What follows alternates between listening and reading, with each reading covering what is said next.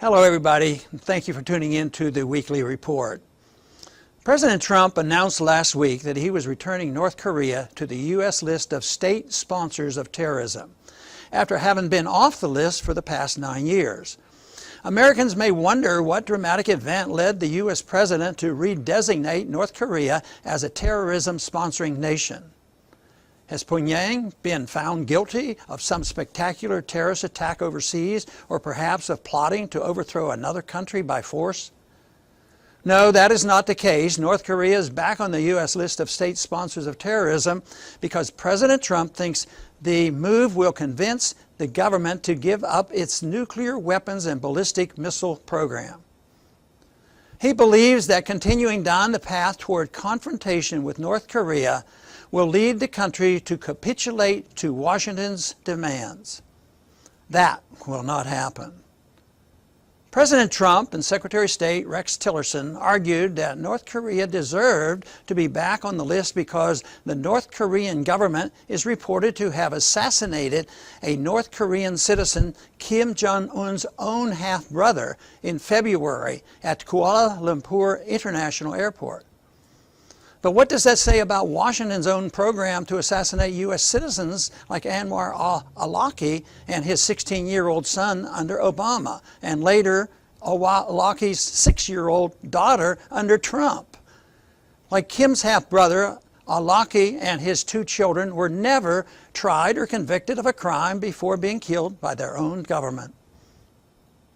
The neocons who are pushing for a war with North Korea are extremely pleased by Trump's move. John Bolton called it exactly the right thing to do.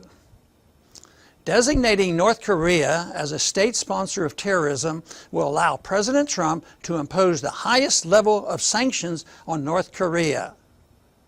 Does anyone believe more sanctions, which hurt the suffering citizens of North Korea the most, will actually lead North Korea's leadership to surrender to Washington's demands? Sanctions never work. They hurt the weakest and most vulnerable members of society the hardest and affects the elites the least. So North Korea is officially a terrorism-sponsoring nation according to the Trump administration because Kim Jong-un killed a family member. Meanwhile, Saudi Arabia is in the process of killing the entire country of Yemen, and no one says a word. In fact, the U.S. government has just announced it will sell Saudi Arabia $7 billion more weapons to help it finish the job. Also, it is not state-sponsored of terrorism to back al-Qaeda and ISIS, as Saudi Arabia has done in Syria. The truth is, a state sponsor of terrorism designation has little to do with actual support for global terrorism.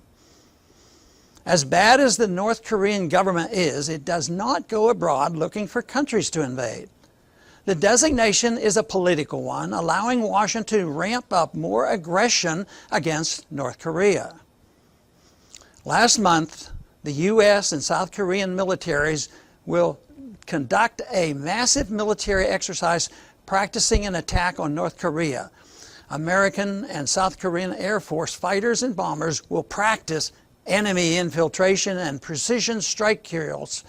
Are these not also to be seen as threatening? What is terrorism? Maybe we should ask a Yemeni child constantly wondering when the next Saudi bomb overhead might kill his family. Or perhaps we might even ask a Pakistani, Somali, Iraqi, Assyrian, or other child who is terrified that the next U.S. bomb will do the same to his family. Perhaps we need to look at whether U.S. foreign policy actually reflects the American values we claim to be exporting before we point out the flaws in others. Thanks for joining me. Please return next week.